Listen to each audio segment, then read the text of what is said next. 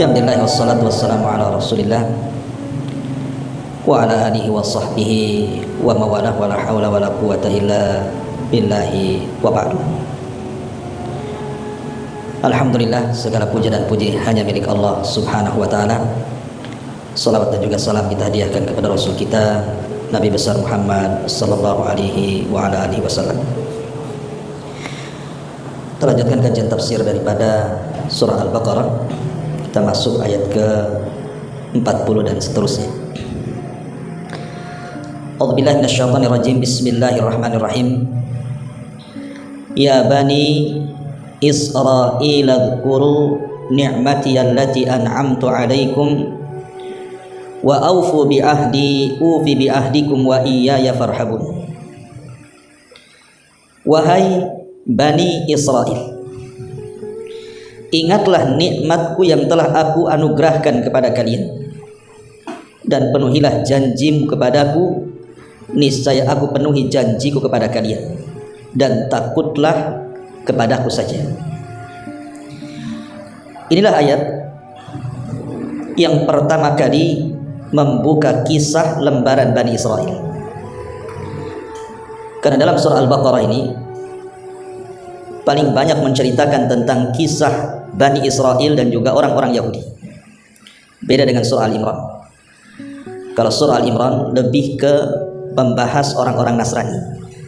Karena asbab nuzul surah Al-Imran itu salah satunya adalah ketika datang kabilah Najran yang beragama Nasrani ingin masuk Islam.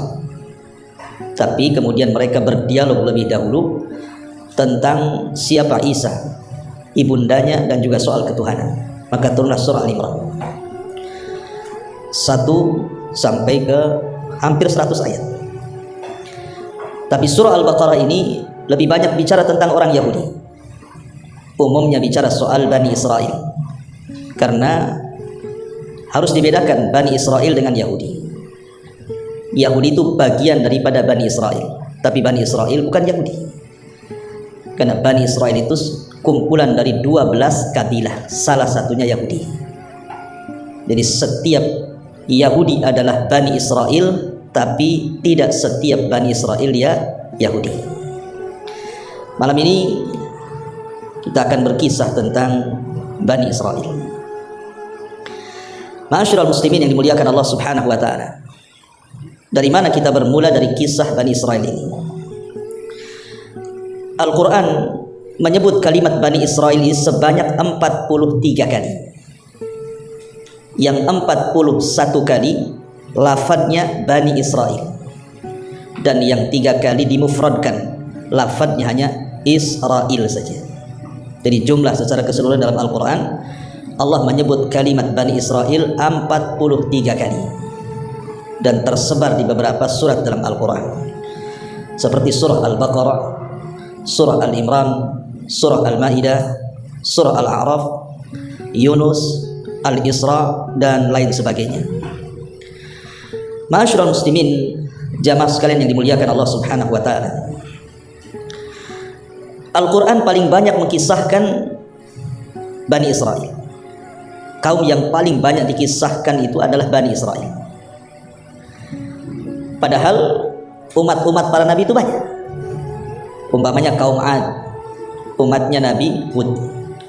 Kaum Samud, umatnya Nabi Saleh. Kaum Sodom, umatnya Nabi Lut. Artinya dalam Quran itu umat-umat para nabi banyak juga diceritakan.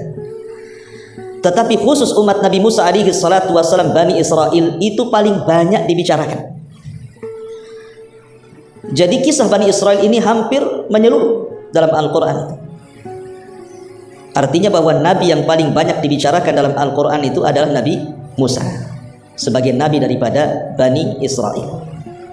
Menarik untuk kita kisahkan bagaimana kisah Bani Israel dari awal sampai akhir, sampai sekarang menjadi sebuah negara yang disebut dengan Israel. Kok bisa sampai negara tersebut menjadi negara Yahudi, walaupun tidak pantas orang-orang Yahudi yang ada di Israel negaranya disebut Israel, karena Israel itu diambil dari Israel, dan Israel itu nama lain daripada Yakub. Sementara Yahudi yang sekarang sudah jauh dari ajaran Nabi Yakub alaihi salatu wassalam, ya kita katakan negara Yahudi, selesai. Taib. Kita urut walaupun tidak detail ya, karena kalau detail kan waktunya panjang. Kita ambil poin-poin pentingnya saja secara singkat supaya punya gambaran bagaimana sejarah Bani Israel dari masa ke masa. Ma'asyiral muslimin yang dimuliakan Allah Subhanahu wa taala. Berawal kisah Bani Israel adalah dari Nabiullah Ibrahim alaihi salatu wassalam. Jadi Nabi Ibrahim alaihi salatu wassalam setelah hijrah dari negeri Babylon, negerinya Namrud, bersama istrinya Sarah menuju Palestina. Kemudian di Palestina inilah banyak peristiwa sampai dia hijrah ke Mesir, kemudian balik lagi ke Palestina, akhirnya menetap di Palestina. Lah Nabiullah Ibrahim alaihi salatu wassalam diuji oleh Allah Subhanahu wa taala, tidak kunjung punya keturunan. Sampai akhirnya kemudian dia menikahi budaknya Sarah yang bernama Hajar, baru dikaruniai seorang anak yang kemudian diberi nama Ismail. Singkat cerita, setelah punya anak Ismail, maka Allah Subhanahu wa taala anugerahkan kepada Sarah kabar gembira dengan kedatangan 3 malaikat yang menjelma seperti manusia yang tampan.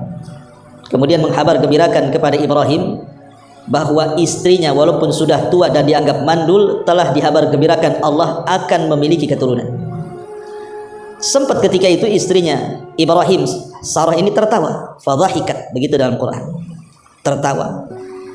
Tetapi kuasa Allah Subhanahu wa taala, Allah Maha Kuasa, walaupun sudah tua dan mandul, kalau Allah berkehendak, idza arada syai'an an yaqula lahu kun fayakun. Maka lahirlah keturunan dari Sarah, seorang anak laki-laki namanya Ishak. Ma'asyiral muslimin yang dimuliakan Allah Azza wa Jalla, dari Ishak inilah Ishak kemudian menikah dengan seorang wanita namanya Rifqah. Tetapi selama 40 tahun Allah uji juga Ishak ini juga tidak punya keturunan. Lama dia menikah, sampai 40 tahun lebih tidak punya keturunan. Akhirnya Allah Subhanahu wa taala anugerahkan kepada Ishak punya keturunan, sekali punya anak kembar pula dia. Kemudian lahirlah anak pertama yang disebut dengan Al-Is. Al-Is ini yang kemudian disebut Abu Rum, bapaknya orang-orang Romawi. Salah satu nabi keturunan Al-Is adalah Nabi Ayub alaihi salatu wassalam.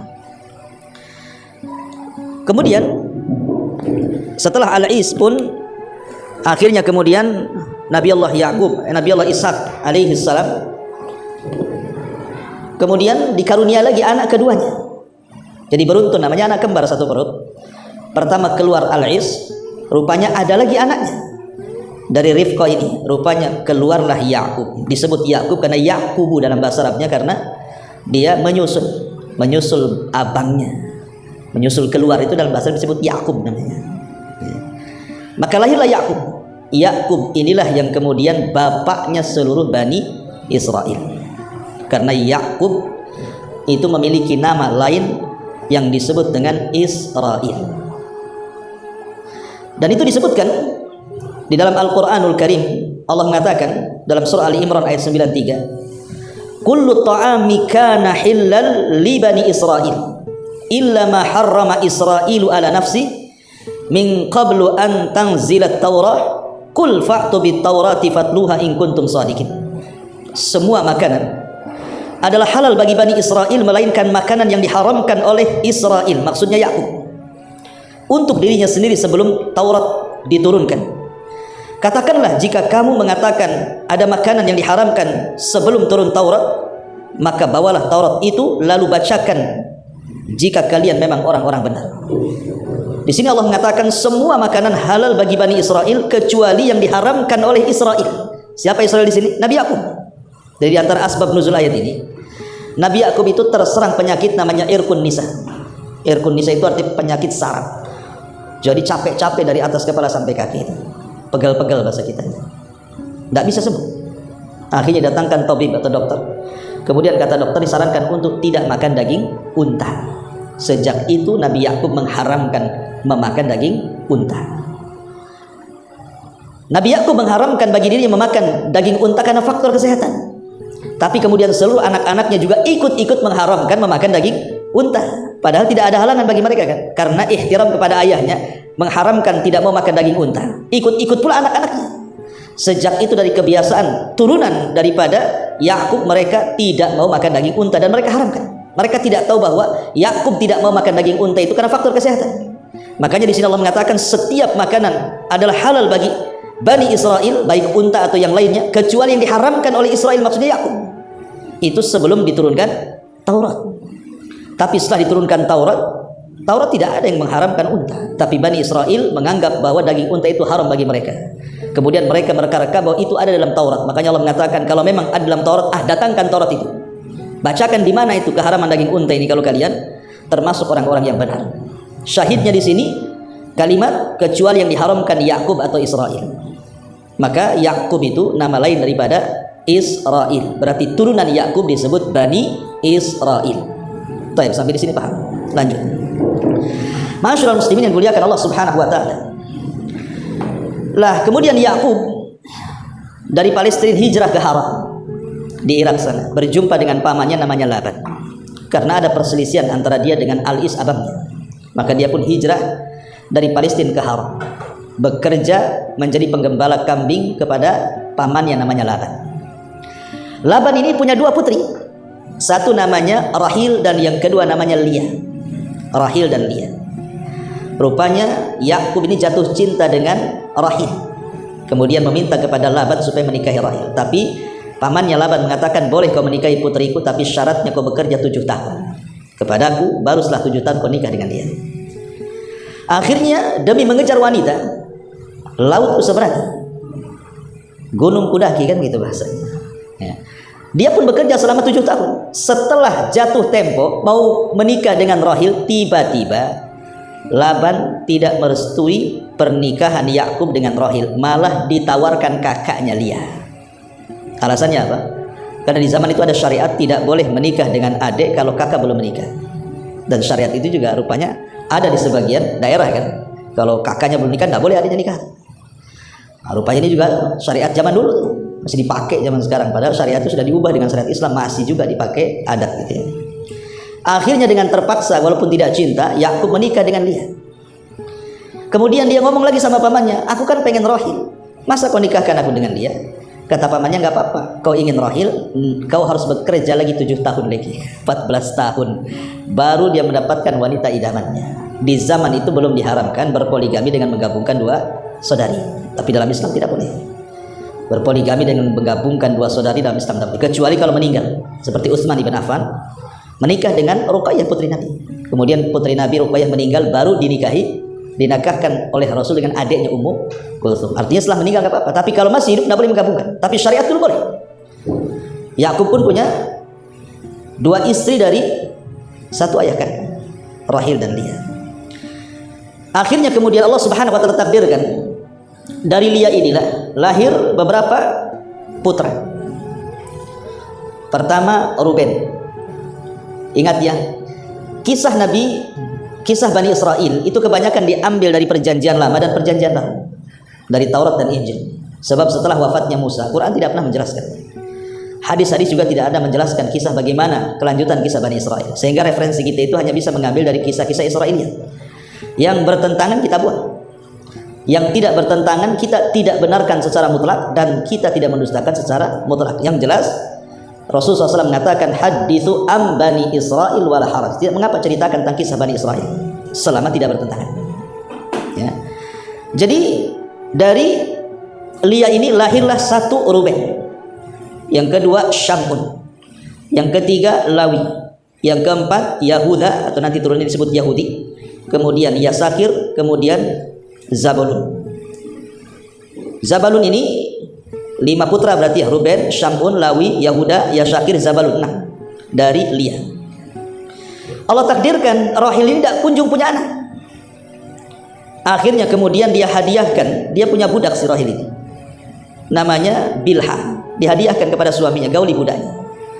Rupanya dari budaknya ini punya anak pula, dan kemudian Naftali, dan Naftali. Melihat Rahil memberikan budak, cemburu juga nih si Lia ini. Dia punya budak perempuan juga namanya Zilfa, dihadiahkan juga kepada suaminya. Dari Zilfa ini lahirlah Jad dan juga Al-Ashakir. Jadi dari 2 budaknya 4 orang, sama-sama punya 2 anak. Baru yang terakhir Rahil baru dikasih keturunan. Pertama Nabi Yusuf, yang kedua Binyamin. Berarti secara keseluruhan putra Yakub itu dari 2 istri sah dan dari 2 budaknya menjadi 12 anak. Lah 12 anak inilah yang kemudian cikal bakal 12 kabilah Bani Israel yang kita akan ceritakan. Ya. Ma'asyiral muslimin yang dimuliakan Allah Subhanahu wa taala. Ada sebagian ahli tafsir seperti Al-Qurtubi dan juga yang lain yang mengatakan dari 12 putra Yakub ini, contohnya dari putra Yakub yang ketiga namanya Lawi. Dari Lawi inilah banyak menurunkan para nabi. Di sana ada Nabi Musa, kemudian Harun, kemudian Ilyas, kemudian Zakaria, kemudian Yahya, kemudian Samuel dan begitu seterusnya. Pokoknya garis keturunan para nabi itu kebanyakan dari Lawi putra Yakub. Itu melahirkan para nabi itu turunannya, Lawi ini. Kemudian dari putra Yakub yang kedua, yang keempat namanya Yahuda. Nanti turunannya disebut Yahudi yang kita ceritakan ini. Kebanyakan turunannya banyak jadi raja. Tapi ada juga yang menggabungkan antara raja dan juga nabi, seperti Nabi Daud. Itu kan menggabungkan nabi dan raja. Kemudian Sulaiman, itu menggabungkan nabi dan raja. Itu turunan Yahuda. Kemudian dari putra Yakub yang ke-11 Nabi Yusuf. Nabi Yusuf. Ada yang mengatakan bahwa dari Nabi Yusuf juga menurunkan nabi yang lainnya seperti Nabi Yusa ibn Nun dan juga Nabi Ilyasa. Itu turunan Yusuf tuh. Kemudian dari putra Yakub yang ke-12 Binyamin menurunkan Nabi Yunus alaihi salatu wassalam, nanti anak cucunya Nabi Yunus alaihi salatu wassalam. Artinya bahwa para nabi berasal dari 12 putra Yakub, tetapi umumnya para nabi itu berasal dari keturunan Lawi dan para raja keturunan Yahuda. Itu umumnya seperti itu. Adapun Nabi Isa alaihi salatu wassalam, ada yang mengatakan kan nabi terakhir Bani Israel. Jadi yang menutup kenabian Bani Israel itu ditutup dengan Nabi Isa alaihi salatu wassalam. Ada yang mengatakan Isa itu dia turunan Lawi. Tapi ada juga yang mengatakan turunan Yahuda. Tapi ada juga yang mengatakan tidak Lawi, tidak Yahuda. Dia dari orang lain. Alasan Al-Imam Al-Qurtubi rahimahullahu taala, karena di dalam Al-Qur'an berbeda panggilan Nabi Musa dengan panggilan Nabi Isa. Kalau Nabi Musa memanggil kaumnya tidak menyebutkan Bani Israel, ya kaum, wahai kaum, karena dia bagian daripada kaum Bani Israel. Tetapi Nabi Isa ini memanggil kaumnya dengan Bani Israel, seolah-olah bukan bagian daripada Bani Israel, dia hanya memanggil Bani Israel. Sehingga yang mengatakan Isa ini terpisah, bukan dari turunan putra-putra Yakub. Wallahu a'lam. Ya, tapi yang jelas bahwa dia adalah yang masyhur dalam sejarah itu, Nabi Isa itu adalah penutup nabi-nabi Bani Israel. Itu yang jelas seperti itu.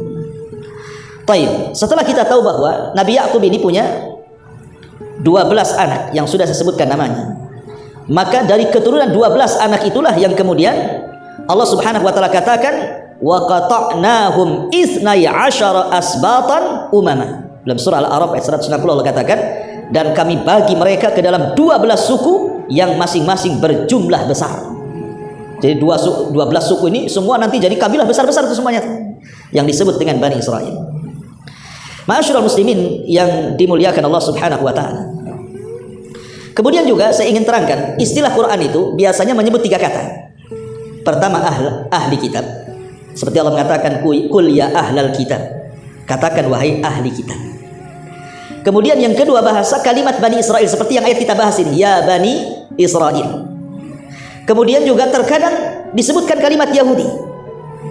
Ya Allah Subhanahu wa taala memanggil mereka dengan sebutan Yahudi. Apa bedanya nih 3 kata ini? Ahli kitab, Bani Israel, Yahudi. Kalau disebut ahli kitab berarti hendak menjelaskan 2 agama. Pertama Yahudi dan yang kedua Nasrani. Kalau disebut ahli kitab berarti tertuju kepada 2 agama, Yahudi dan Nasrani. Tapi kalau disebut Bani Israel, konteks Al-Quran itu Allah hendak mengingatkan akan nikmat yang Allah sudah anugerahkan kepada Bani Israel. Selalunya kalau Allah panggil dengan sebutan Bani Israel, Allah ingin mengingatkan nikmat-nikmat Allah bagi mereka. Tapi kalau Al-Quran menyebut dengan kalimat Yahudi, umumnya adalah kalimat celaan. Kalau Allah menyebut kata Yahudi dikeluarkan dari Bani Israel, Allah hendak mencela kaum yang namanya Yahudi itu. Dari sini kita tahu bahwa kaum yang tercela dari keturunan Bani Israel adalah Yahudi. Karena Allah mengatakan di dalam Al-Quran seperti itu. Baik, ma'asyiral muslimin yang dimuliakan Allah Subhanahu wa taala. Kisah Bani Israel ini dimulai dari kisah putra Yakub dari rahil namanya Yusuf. Nabi Yusuf alaihi salatu wassalam. Kita tahu kisah Nabi Yusuf. Ketika kecil dia bermimpi diperlihatkan 11 bintang yang sujud kepadanya.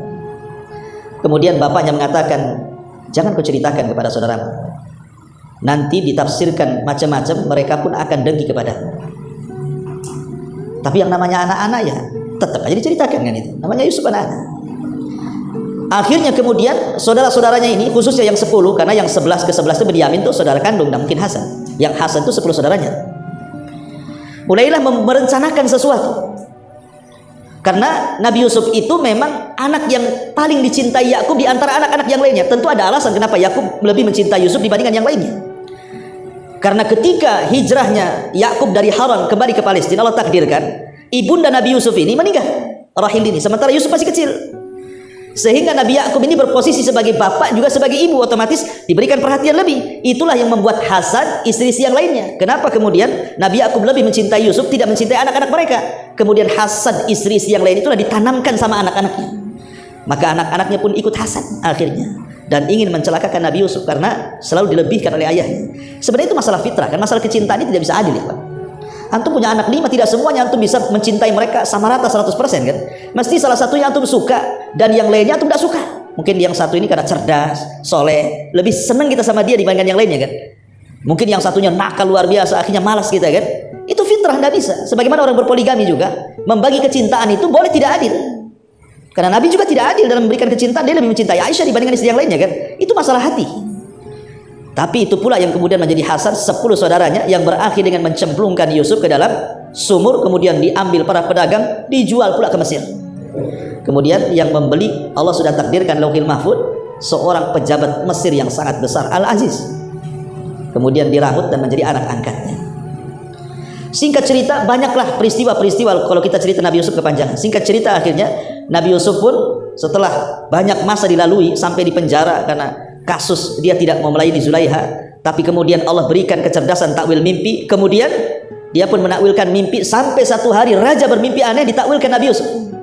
Disitulah kemudian Nabi Yusuf menawarkan diri untuk mengikuti alur mimpinya. Jadilah dia bendaharawan Mesir ketika itu, ekonom ya, yang akan membangkitkan ekonomi Mesir. Intinya Yusuf jadi orang nomor 2 di Mesir setelah Fir'aun Mesir. Tapi Fir'aun Mesir bagus di zaman Nabi Yusuf. Fir'aun yang jahat itu di zaman Nabi Musa ya. Jadi kaum Hekos itu, kaumnya Fir'aun di zaman Nabi Yusuf itu baik. Yang tidak baik itu adalah kaumnya siapa? Fir'aun di zaman Nabi Musa alaihi salatu wassalam ya, kaum Kipti namanya. Dan kaum Kipti ini juga yang kemudian mengalahkan kaum Hekos, Fir'aunnya di zaman Nabi Yusuf, akhirnya berkuasa ya. Dengan sebab itulah mereka memperbudak Bani Israel. Singkat cerita, akhirnya kemudian setelah kemudian Yusuf pun memboyong semua keluarganya dari Palestina ke Mesir, maka keluarga Nabi Yusuf tinggal di Mesir. Akhirnya berkembang biak turunan-turunannya itu anak-anak Yakub. Disitulah kemudian terkenal menjadi perkampungan pertama Bani Israel di zaman Nabi Yusuf. Dan itu sampai bertahun-tahun, sampai Nabi Yusuf meninggal dunia. Mereka berada di atas agama tauhid, tetapi terus-menerus sampai akhirnya kabilah Hekos ataupun kerajaan Hekos yang dipimpin oleh Fir'aunnya di zaman Nabi Yusuf kemudian ditumbangkan oleh kaum Kipti, Fir'aunnya Nabi Musa. Kalah gitu ya. Yang tadinya Bani Israel dihormati oleh kerajaan Mesir, sekarang justru dihinakan. Disitulah permulaan kehinaan Bani Israel, diperbudak oleh Fir'aun di zaman Nabi Musa. Apa alasannya? Ada yang mengatakan karena Fir'aunnya di zaman Nabi Musa itu, ada yang mengatakan Ramsis yang kedua, ada yang mengatakan namanya Mus'ab, Khalid ibn Mus'ab atau terbalik atau Mus'ab ibn Khalid. Yang jelas bahwa dikenal dengan Ramsis yang kedua. Adapun yang ditemui jasadnya yang sekarang dimumikan oleh kerajaan Mesir ini, wallahu alam Fir'aun yang mana gitu ya. Walaupun ada yang memprediksi ahli sejarah bahwa itulah Fir'aun di zaman Nabi Musa, namanya Ramsis yang kedua. Yang sekarang kalau kita ke Mesir pengen lihat muminya Fir'aun, ya datanglah ke piramid sana ya. Intinya bahwa lah ketika kemudian dikuasai oleh Fir'aun ini bermimpi. Dalam mimpinya dia melihat ada api dari Palestina, kemudian datang ke Mesir, membakar satu negara Mesir kecuali perkampungan Bani Israel tidak terbakar. Setelah kemudian dia mimpi berkali-kali dengan mimpi yang sama, Fir'aun pun khawatir. Akhirnya dia kumpulkan penasihat spiritualnya dari kalangan paranormal, dukun-dukun dan yang semacamnya. Kemudian ditakwilkan bahwa ada bayi yang akan lahir dari tengah Bani Israel yang akan meruntuhkan kekuasaannya. Sejak itulah Fir'aun membuat undang-undang membunuh anak laki-laki Bani Israel. Maka dibantai semuanya anak laki-laki Bani Israel karena ketakutan takut hadir orang yang akan menggulingkan kekuasaannya. Lah ketika kemudian terjadi pembunuhan anak laki-laki, sementara Bani Israel posisi di Mesir itu, bagaimanapun orang-orang Fir'aun ini berhajat kepada Bani Israel karena mereka diberikan kecerdasan. Siapa yang bisa membangun jalan, membangun jembatan, membangun istana kecuali budak-budak Bani Israel? Kalau dibantai anak laki-lakinya kemudian yang tuanya mati, siapa yang akan menjadi pembantu mereka, melayani mereka? Akhirnya kemudian keputusan pun diganti, yang tadinya membantai seterusnya setiap hari dirubah undang-undangnya, 1 tahun pembantaian, 1 tahun pembiaran. Lah di tahun pembiaran itu lahirlah Nabi Harun. Selamat dia, tidak dibunuh. Selang setahun setelahnya ibunya hamil lagi, ya, lahirlah Nabi Musa di tahun pembunuhan. Makanya kemudian Allah Subhanahu wa taala sudah membuat siasat gitu ya. Karena semua atas takdir Allah Subhanahu wa taala, ketika lahir Nabi Musa oleh ibunya disembunyikan. Tapi karena takut, akhirnya dia pun diletakkan di sebuah tabut kotak. Kemudian kotak itu ditali dan dihanyutkan. Setiap mau makan atau menyusui ditariklah kotak itu. Kemudian Musanya diletakkan di situ. Sampai pada suatu hari karena ketakutan dia mendengar ada prajurit, dia lupa ngikat talinya. Lepas pula itu kotak itu. Akhirnya kotak itu hanyut di sungai Nil, rupanya terdampar di dekat istana Firaun. Kemudian ketahuan oleh para penjaga, dilaporkan kepada istrinya Firaun namanya Asya bintu Muzahim. Kemudian diambil kotak itu. Nggak ada yang berani buka kotak itu karena khawatir emas, khawatir perhiasan. Nanti kalau perhiasan disangka perhiasan istana, disangka dia maling kan gitu. Jadi nggak ada yang berani buka kotak. Yang pertama kali membuka kotak siapa? Asya bintu Muzahim. Pas dibuka rupanya bayi. Dan Allah langsung tanamkan kecintaan karena Asya tidak punya anak laki-laki. Firaun itu tidak punya anak laki-laki. Akhirnya kemudian dirambutlah Nabi Musa di tengah keluarga Firaun. Ma'asyiral muslimin yang dimuliakan Allah Azza wa Jalla. Singkat cerita, setelah Musa kemudian dewasa, kemudian Nabi Musa pun jalan-jalan di gang-gang kota Madinah. Ada pula anak muda turunan Bani Israel sedang bermasalah dengan anak muda turunan kaum Kipti, kaum Firaun. Tiba-tiba anak muda yang turun Bani Israel meminta pertolongan, maka Musa menolongnya, tetapi kemudian tanpa sengaja membunuhnya. Orang yang bermasalah dari kaum Kipti, kaum Firaun ini bukan orang biasa rupanya. Dia anak muda dari seorang anak pejabat.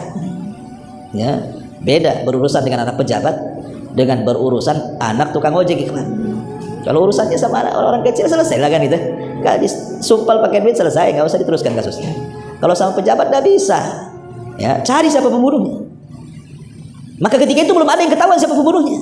Masalahnya Musa lewat lagi di satu hari, rupanya anak muda yang ditolong itu bermasalah lagi. Memang tukang masalahnya anak muda ini, yang Bani Israel. Lewat Musa minta tolong lagi. Musa malah mendekati menasihat, disangka mau membunuhnya. Teriaklah kemudian Bani Israel, "Hei Musa, apa kau akan membunuhku seperti kau membunuh orang itu kemarin?" katanya. Orang-orang tahu siapa pembunuhnya sekarang. Maka sampailah di telinga Firaun, pasukan pun dikerahkan untuk menangkap Musa. Tapi Musa diberikan nasihat oleh orang yang bijak supaya cepat pergi. Maka berangkatlah Musa ke Madian. Kemudian 20 tahun di Madian sampai dia menikah dan punya anak. Kemudian setelah 20 tahun balik lagi ke Mesir. Rupanya di tengah jalan dia mendapatkan pohon zaitun penuh dengan api. Kemudian dia mendekati pohon itu, rupanya ada panggilan dari Allah Subhanahu wa taala. Musa diangkat menjadi nabi dan rasul dan disuruh berdakwah kepada Firaun. Maka pulanglah dia ke Mesir. Betul-betul dia berdakwah kepada Firaun. Banyak persoalan di situ. Ya, dan banyak mukjizat yang Allah anugerahkan kepada Musa. Tapi Firaun pun tak kunjung kemudian mau menerima dakwah Nabi Musa. Justru yang ada tagha, malah melampaui batas sampai menantang duel dengan tukang sihir. Lah ketika Nabi Musa kemudian berduel dengan tukang-tukang sihir Firaun, diakhiri dengan kemenangan duel Nabi Musa sehingga seluruh tukang sihir Firaun bertobat kemudian sujud kepada Allah. Ketika itu Firaun sudah enggak berani mengganggu Nabi Musa. Maka Musa pun kemudian bertahun-tahun tinggal di tengah Bani Israel mendakwahkan dakwah Islam kepada mereka. Tapi sampai satu hari akhirnya Allah Subhanahu wa taala merintahkan Musa untuk membawa Bani Israel ke mana? Ke Palestina. Mendengar bahwa Bani Israel akan pergi, maka Firaun tidak terima. Dia siapkan pasukan besar untuk membantai Bani Israel. Maka kejar-kejaranlah kemudian Bani Israel yang dipimpin Nabi Musa dan para tentara yang dipimpin Firaun. Sampailah kemudian menyeberangi lautan. Akhirnya Firaun pun ditenggelamkan dan Musa serta Bani Israel melihat dengan kedua mata mereka Firaun dan pasukannya ditenggelamkan di Laut Merah. Allah katakan fa'aghraqna, kami tenggelamkan mereka semua. Dari sini Bani Israel sudah diseberangkan jauh dari Mesir. Lah ketika ma'asyiral muslimin yang dimuliakan Allah Subhanahu wa taala, Bani Israel ini melanjutkan perjalanan dari Palestina menuju tanah perjanjian Baitul Maqdis. Sepanjang perjalanan ini banyak peristiwa yang menunjukkan buruknya akhlak mereka. Ya, buruknya akhlak sebagian Bani Israel, tidak semua. sebagian besar Bani Israel, termasuk kabilah Yahudi dalamnya. Seperti mereka ketika Allah taklukkan Baitul Maqdis, disuruh membungkuk malah kemudian tidak mau membungkuk. Disuruh berdoa kepada Allah, hintah ya Allah ampuni dosaku, malah hintah, minta makan. Belum lagi kemudian Bani Israel ini mereka membangkang kepada Nabi Musa alaihi salatu wasallam di banyak hal, mengeluh, menuntut, sampai banyak mukjizat Allah tampakkan kepada mereka, tidak sadar-sadar juga Bani Israel ini. Sehingga macam-macam peristiwa seperti ketika terjadi pembunuhan, kemudian Musa mengatakan sembeli sapi, malah mereka banyak tanya, akhirnya susah pula nyari sapinya. Kalaulah kemudian bukan karena mereka mengucapkan insya Allah, tentu mereka tidak akan mendapatkan sapinya, itu pun dengan harga yang sangat mahal. Bentuk bagaimana mereka mempersulit diri, Allah mudahkan, mereka minta untuk mempersulit diri. Kemudian ketika mereka diberikan makanan lezat manna dan salwa, malah minta pula yang gak enak. Manna dan salwa ini kan makanan dari langit, tinggal makan saja. Ini enggak, maunya bawang, sayuran, lalapan bahasa kitanya kan. Gimana dikasih makanan enak mau lalapan pula kan itu ya. Kemudian ketika mereka ingin mendengar, orang-orang pilihan itu mendengar suara Allah ketika berfirman kepada Musa, mereka tidak mendengar, mereka mau melihat katanya. Allah seperti apa? Datang halilintar, membunuh mereka semua, tapi sudah dihidupkan kembali. Macam-macam cerita lah kalau kita mau sedikit perjalanannya, terlalu lama. Intinya bahwa sampai kemudian di tanah perjanjian, Musa ini tinggal masuk saja dan Bani Israel ke Baitul Maqdis. Masalahnya harus melewati satu kota namanya Ariha. Ariha ini dipenuhi dengan kaum Kan'aniyun, turunan kaum Ad, orangnya besar-besar. Bani Israel tidak berani jihad. Akhirnya mereka mengatakan kepada Musa, ya Musa, kalau kami harus berperang untuk masuk ke Baitul Maqdis, kami tidak bisa. Kemudian mereka mengatakan, idhab anta wa rabbuka faqatila inna hahuna qa'idun. Kalau kau mau jihad sana berdua dengan Tuhanmu, kami duduk-duduk memperhatikan di sini katanya. Akhirnya mereka pun oleh Allah diazab, tidak bisa keluar dari negeri itu. Disebut Arduti. Selama 40 tahun disitulah Harun meninggal, kemudian Nabi Musa pun meninggal. Belum masuk ke Baitul Maqdis karena tidak mau jihad. Lah setelah Nabi Musa meninggal dan juga Harun sebelumnya meninggal, akhirnya kemudian estafet kepemimpinan di bawah naungan Yusha ibn Nun, anak muda yang kemana-mana di bawah Nabi Musa, sampai ketika berjumpa dengan Khidir pun dibawa tuh Yusha ibn Nun. Rupanya dia pula yang meneruskan perjuangan. Ketika para pengecut di zaman Nabi Musa sudah mati, kemudian datang generasi kedua para pemberani, maka Yusha ibn Nun inilah yang berhasil memasukkan Bani Israel kemana? Ke Baitul Maqdis.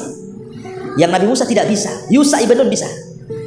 Itulah Nabi yang Allah berikan mukjizat mampu menghentikan matahari saat perang. Jadi ketika mereka masuk di waktu asar, terjadi perang. Kemudian hampir menang, matahari mau tenggelam, sementara besoknya hari Sabtu. Orang Yahudi itu punya keyakinan tentang hari Sabtu, itu hari sakral, gak boleh perang. Kalau sampai berhenti peperangannya gagal lagi, maka Yusha mengatakan kepada matahari, engkau makhluk yang diperintah, aku juga nabi yang diperintahkan, maka aku berdoa kepada Allah agar engkau berhenti. Akhirnya matahari pun berhenti, tidak tenggelam sampai peperangan menang, baru ditenggelamkan. Satu-satunya nabi yang bisa menghentikan matahari karena izin Allah adalah Yusha ibn Nun. Itulah akhirnya Yusha ibn Nun berhasil memasukkan Bani Israel ke Baitul Maqdis. Disinilah pengasas kerajaan Bani Israel pertama. Ya, karena gini, ikhwatu fillah muliakan Allah Subhanahu wa taala. Bani Israel ini, kalau saya boleh singkat, itu menjadi 3 fase, 4 fase. Nanti kita akan cerita ini. Bani Israel ini sepanjang perjalanan dari kisah Yusha ibn Nun memasukkan Bani Israel ke Palestina ini, nanti akan melewati 4 fase. Apa saja itu? Pertama, Ahdul Qudah, era kehakiman. Yang kedua, Ahdul Mulukul Awal, era kerajaan yang pertama. Kemudian yang ketiga, Ahdul Muluki Tsani, era kerajaan yang kedua. Baru yang terakhir, Fatratu ma ba'da tadmiril Quds, ada era setelah penghancuran Baitul Maqdis, era penjajahan. Nanti Bani Israel akan dijajah oleh banyak umat. Ya, inilah 4 poin tentang kisah Bani Israel dari masuknya Bani Israel ke Palestina oleh Yusha ibn Nun. Maka berlakulah 4 fase ini. Ma'asyiral muslimin yang dimuliakan Allah Azza wa Jalla. Pertama, era kehakiman. Era kehakiman ini di mana Bani Israel dipimpin para nabi.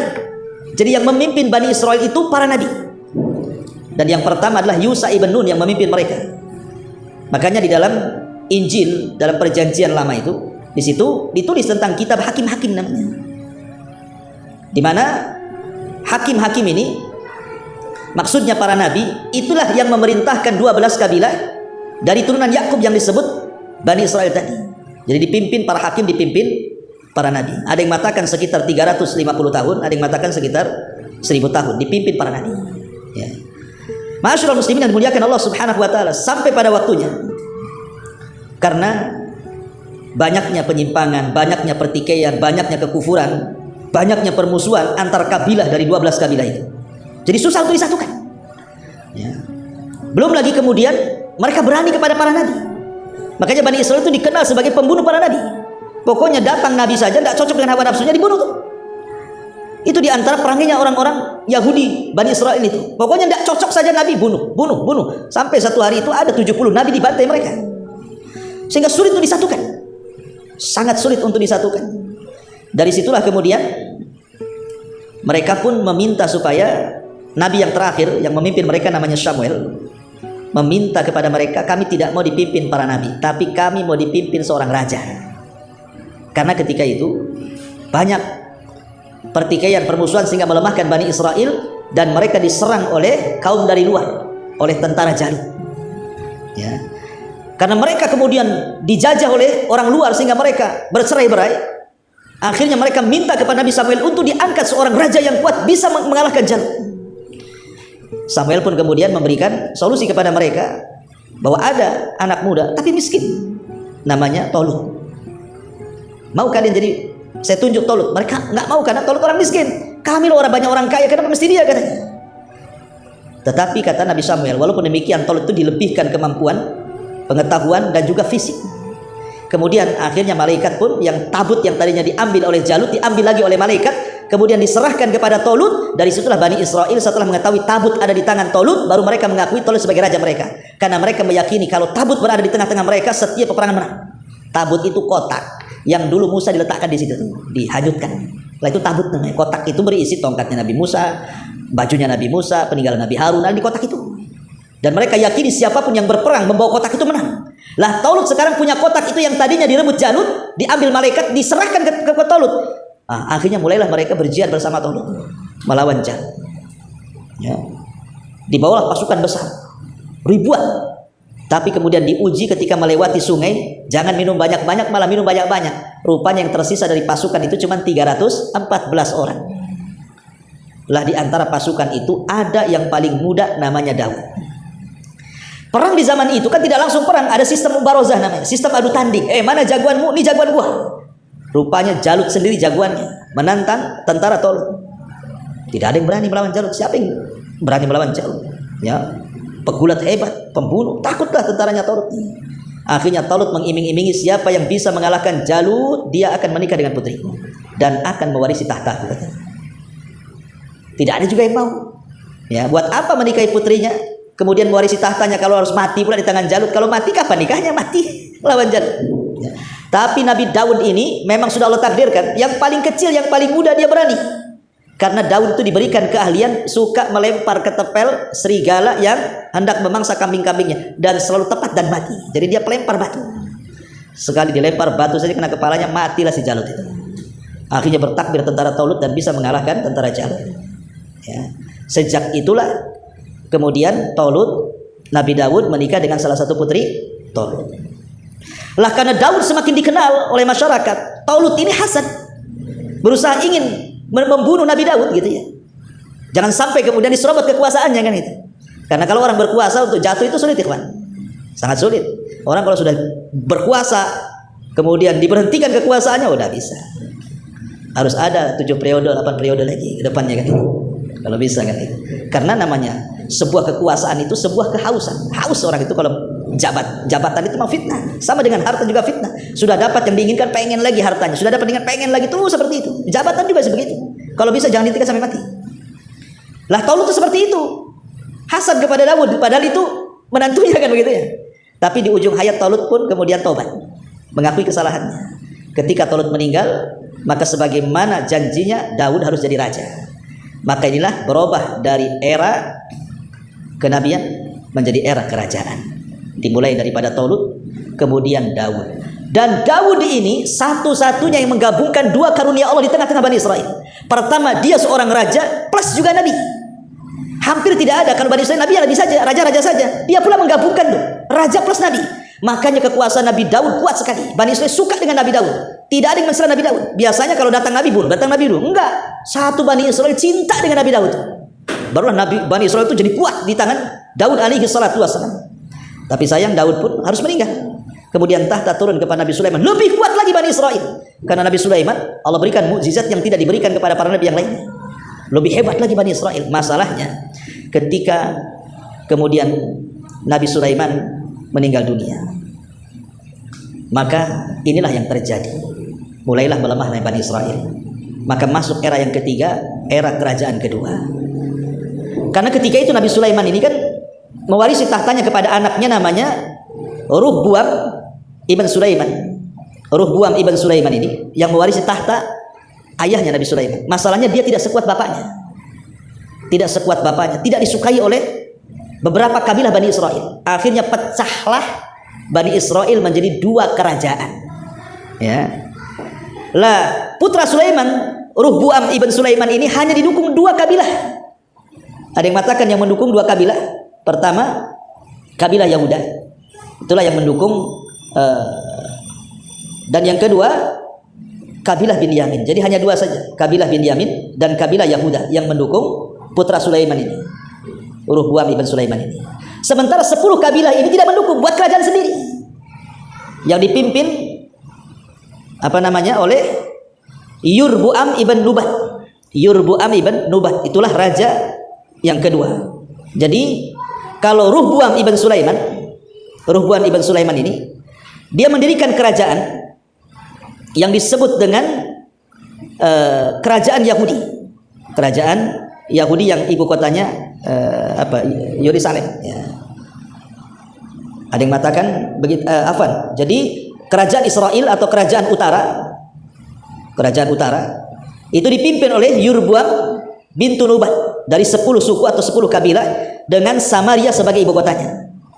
Tetapi kerajaan Yahuda atau kerajaan selatan, ibu kotanya Yerusalem, itulah yang dipimpin oleh putra Sulaiman, Ruhbuam ibn Sulaiman. Berarti di sini ada utara, ada selatan. Ada kerajaan utara, ada kerajaan selatan.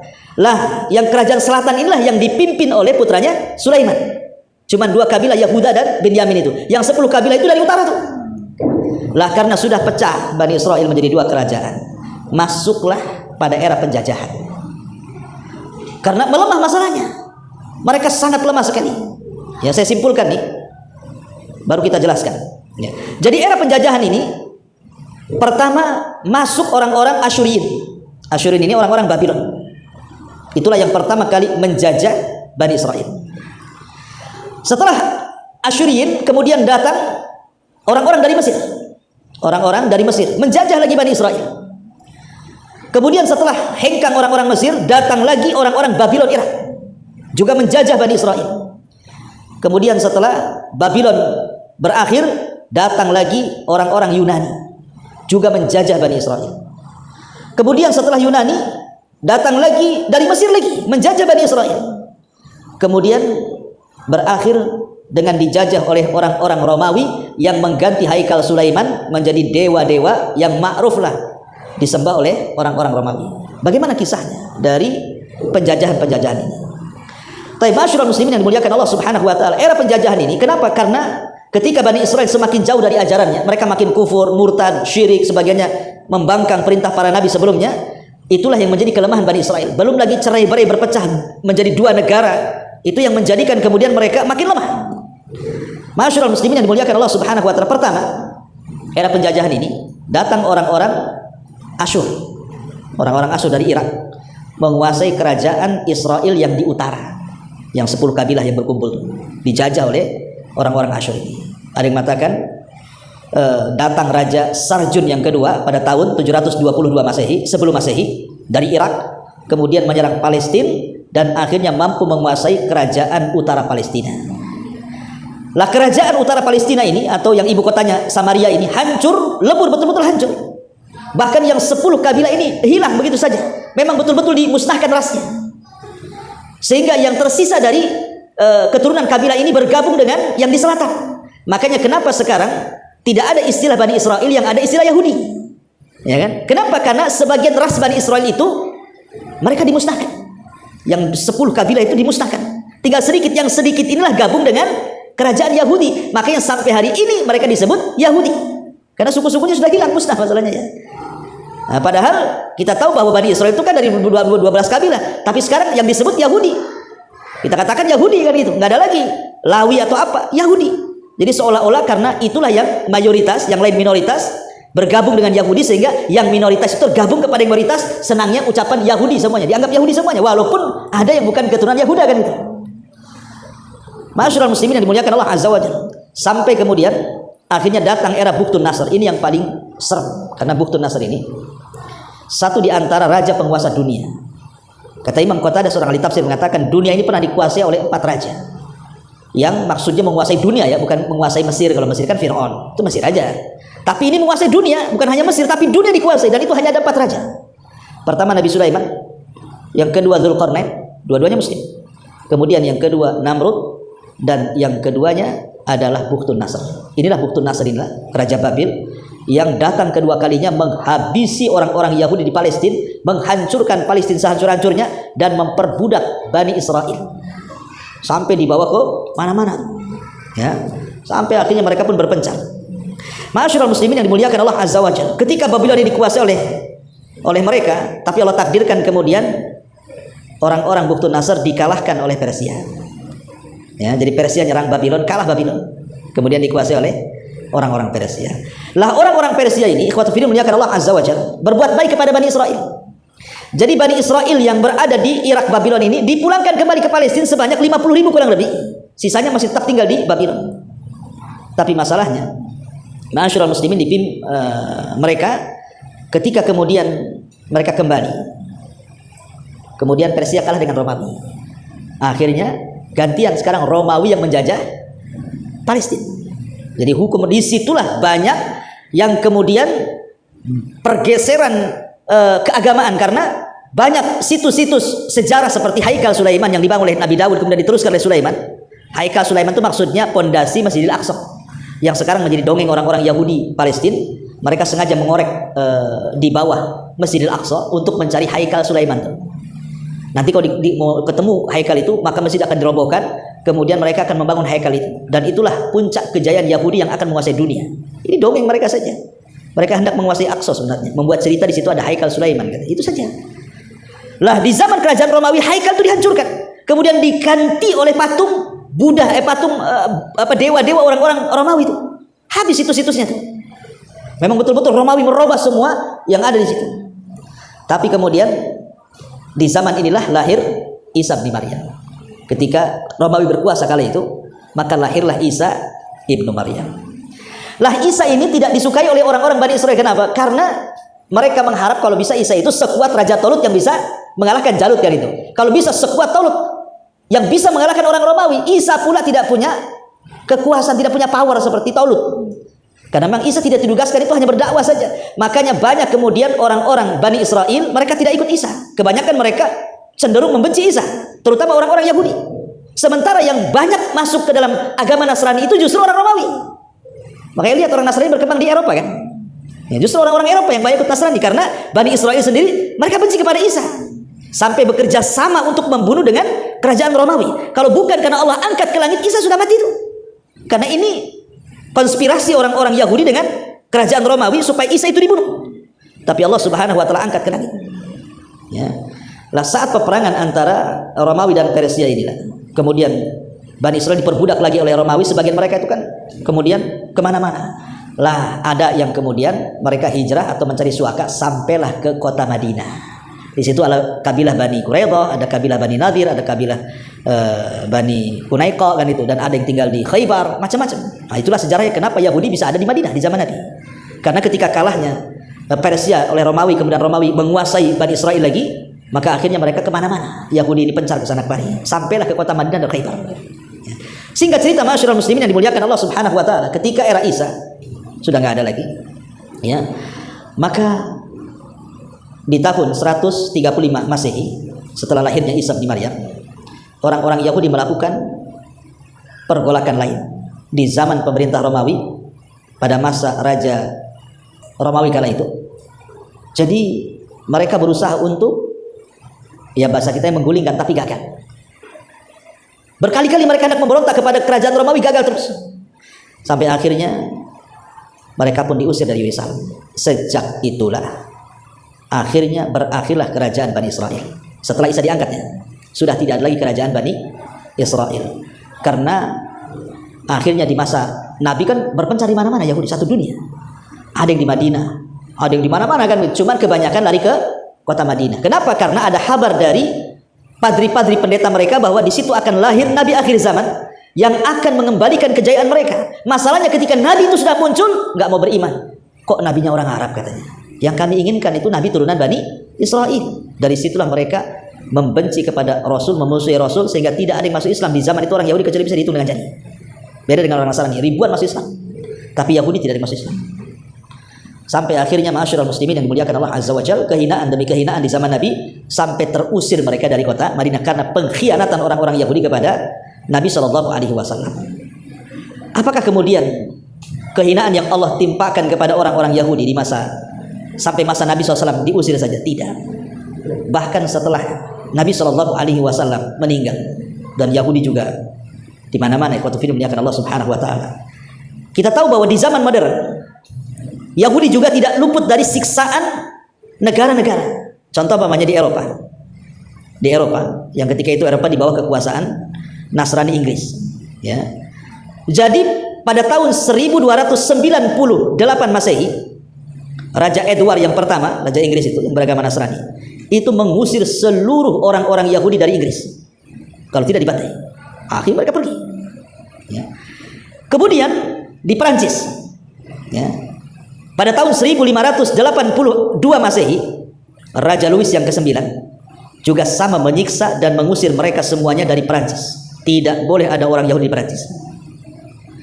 Kemudian juga dijelaskan, bukan hanya itu saja, para pendeta Katolik pada tahun 1540 Masehi, di mana di Italia membunuh orang-orang Yahudi dan mengusir mereka jangan sampai tinggal di Italia. Kemudian juga pada tahun 1842 Masehi dan juga 1902 Masehi, ini terjadi di Rusia, ya, ketika hakim kekaisaran Nasrani itu juga ribuan Yahudi dibunuh di Rusia. Kemudian di Jerman di masa Adolf Hitler, ya, bahkan jelas hampir tidak boleh di Eropa itu ada orang yang Yahudi hidup, dibantai oleh Hitler. Kemudian juga di Amsterdam juga sama, dibawa ke Jerman kemudian dibantai. Orang-orang Yahudi di Amsterdam itu dibawa ke Jerman kemudian dibantai. Kemudian begitulah, dan nanti di akhir zaman kita pun akan membantai mereka di akhir zaman. Kenapa? Karena ada hadis Nabi Shallallahu Alaihi Wasallam, la taqumus sa'ah hatta yuqatilal muslimun al yahuda. Tidak akan tegak hari kiamat sehingga kaum muslimin kelak akan memerangi orang-orang Yahudi. Fayaqtuluhum al muslimuna hatta yakhtabil yahud min wara'il hajari wasyajar. Maka kaum muslimin akan memburu orang-orang Yahudi sehingga orang Yahudi bersembunyi di balik pohon dan batu. Kemudian batu dan pohon akan berbicara dan mengatakan, ya Muslim ya Abdullah. Nih orang Yahudi di balik batu, di balik pohon, bunuh dia. Sehingga akan jadi bulan-bulanan kaum muslimin kelak di akhir zaman ketika terbunuhnya Dajjal di tangan Isa bin Maryam. Begitulah Allah hinakan orang-orang Yahudi karena kesombongan mereka kepada Allah, kesyirikan mereka, kekufuran mereka, pembangkangan mereka, pembunuhan kepada para nabi dan begitu seterusnya. Makanya Allah hinakan sepanjang zaman orang-orang Yahudi itu. Ya, ma'asyiral muslimin yang dimuliakan Allah Subhanahu wa taala, masalahnya bagaimana mereka bisa berkumpul kembali di Palestina di zaman sekarang? Kok bisa punya negara? Kan itu. Gimana ceritanya? Ma'asyiral muslimin yang dimuliakan Allah Azza wa Jalla, ada yang mengatakan pada tahun 1616 Masehi ada seorang yang bernama Sir Henry Fish dari Inggris, itu menulis buku namanya Nidaul Yahud, panggilan bagi orang-orang Yahudi. Itu berawal dari buku itu. Buku itu dicetak, disebar kemana-mana. Jadi seruan kepada orang-orang Yahudi untuk berkumpul kembali. Ini awalnya, gara-gara buku yang dicetak banyak-banyak. Kemudian muncul seorang jenderal ma'ruf namanya, ya, namanya Napoleon Bonaparte, itu kan ma'ruf kisahnya ya, Napoleon Bonaparte itu. Juga sama juga mereka menegakkan negara, meminta supaya orang-orang Yahudi itu punya negara dan mengarahkan ke Palestina. Jadi Napoleon inilah yang mengarahkan orang-orang Yahudi supaya punya negara di Palestina. Mengingat sejarah seolah-olah Palestina itu milik mereka begitu. Kemudian muncul propaganda berikutnya, ada seorang pemikir Yahudi dan seorang Zionisme, dia juga sama membuat gerakan-gerakan bahwa Palestina itu tanah mereka, mulai pengklaiman begitu ya. Maka tahun 1882 Masehi, ketika itu kan yang berkuasa ya di Palestina sampai ke Mesir itu kan masih di bawah kekuasaan Turki Utsmani ya. Yang berkuasa itu Sultan Abdul Hamid ya, sebelum kemudian tumbang oleh Kemal Atatürk ya. Jadi meminta kepada Sultan Abdul Hamid yang ada di Turki ketika itu supaya menyerahkan sebagian bumi Palestina untuk orang-orang Yahudi, tapi ditolak, tidak mau. Padahal mau dibayar besar tuh, tapi tidak mau nih Sultan Abdul Hamid ini. Sampai akhirnya kemudian mereka pun orang-orangnya dulu licik. Mereka mulai mengkader orang-orangnya sampai kemudian dimasukkan ke dalam tubuh Nasrani. Jadi orang cerdas dimasukkan ke dalam tubuh Nasrani sampai Allah takdirkan orang pintar mereka jadi seorang pendeta besar di Vatikan. Jadi orang Yahudi menyusupkan orang supaya jadi Nasrani. Saking cerdasnya, subhanallah, akhirnya dia pun berhasil menjadi paus di Vatikan. Orang Yahudi menyamar jadi paus di Vatikan. Ya orang Islam tidak tahu. Lah paus di Vatikan inilah kemudian mengadakan kongres kedua pada tahun 1963 Masehi, meminta keputusan bahwa orang-orang Yahudi tidak bersalah, seolah-olah dia mau menghapuskan soal pembunuhan kepada Isa, karena kan orang Yahudi menganggap mereka sudah membunuh Isa. Maka paus mengatakan bahwa Isa itu orang Yahudi dimaafkan, itu maksudnya supaya tidak ada permusuhan antara Yahudi dan Nasrani, didekatkan dulu dengan Nasrani. Tapi ingat Allah mengatakan tahsabuhum jami'an wa qulubuhum syatta. Kau lihat Yahudi Nasrani itu berkumpul jadi satu, tapi hati mereka itu bercerai-berai sebenarnya. Nampak saja orang kafir itu bersatu, hati mereka itu berpecah sebenarnya. Tapi itulah kelicikan orang-orang Yahudi. Sampai puncaknya ketika ada salah seorang di antara mereka menjadi paus di Vatikan itu, kemudian mereka pun menggalang dana besar-besaran, kemudian hendak meminta kepada Raja Turki Utsmani Abdul Hamid untuk membeli. Kalau tidak mau ngasih dibeli, tapi tetap tidak mau. Makanya kemudian membuatlah kerusuhan di Turki. Sampai pada akhirnya Sultan Abdul Hamid dilengserkan, kemudian berakhirlah kerajaan Turki Utsmani, dan ketika itu dikuasai oleh Mustafa Kemal Atatürk. Inilah yang kemudian mengasas Turki yang tadinya negara Islam ya, berubah menjadi sekuler. Jilbab tidak wajib, tidak boleh. Bahasa Arab ditiadakan. Nama waktu-waktu sholat diganti dengan bahasa Turki. Makanya orang Turki nggak kenal sholat. Nah, kemudian banyak simbol-simbol Islam itu dihancurkan. Pelajaran-pelajaran agama itu disekulerkan di sekolah-sekolah. Dan berhasil Kemal Atatürk ini ya, menghilangkan peninggalan Turki Utsmani, betul-betul disekulerkan karena hanya ingin supaya disamakan dengan negara Eropa. Jadi undang-undang Eropa diadopsi, dimasukkan ke Turki, akhirnya rusak Turki. Ya belakangan lah setelah 2014 kan ada pemilihan presiden, baru kemudian terpilihlah sekarang ya siapa, Erdogan kan itu ya. Ya mulailah agak bagus ya, mudah-mudahan bagus terus kan itu. Ya. Masyaallah muslimin yang dimuliakan Allah Azza wa Jalla, maka pada tahun 1917 Masehi, Menteri Luar Negeri Inggris yang bernama siapa lupa namanya, mengizinkan orang-orang Yahudi ini tinggal di Palestina. Lah kaum muslimin yang tinggal di Palestina yang mungkin imannya kurang, akhirnya mereka mulai menjual lahan mereka dengan harga mahal. Mereka tidak tahu bahwa tanah itu tanah mulia, tapi karena harganya mahal kan, akhirnya dijual sikit. Akhirnya meluaslah kerajaan Israel ini, makin luas sampai akhirnya mengklaim bahwa Palestina tanah mereka. Sampai hari ini justru Palestina yang berusaha minta kemerdekaan sampai hari ini ditekan oleh dunia. Bayangkan, padahal Palestina dijajah, tapi Yahudi menganggap Palestina yang menjajah. Ya. Masyaallah muslimin yang dimuliakan Allah Azza wa Jalla, intinya pada tahun ke 1947 Masehi, resmi Amerika mengeluarkan keputusan bahwa Palestina dibagi menjadi dua bagian, sebagian diberikan kepada kaum muslimin dan sebagian diberikan kepada Yahudi Israel. Sampai hari ini terjadi perang ya, dan setiap hari kaum muslimin dibantai oleh orang-orang Yahudi. Itulah kejahatan orang-orang Yahudi yang kisah singkat dari perjalanan Bani Israel. Saya tidak bertangan terlalu panjang karena juga waktu, saya katakan kan, kalau mau dirinci ya sampai subuh cerita Bani Israel ini ya. Wallahu a'lam, mudah-mudahan ada manfaatnya. Ya subhanaka wa bihamdika asyhadu an la ilaha illa anta astaghfiruka wa atubu ilaik. Allahu ta'ala alam. Assalamualaikum warahmatullahi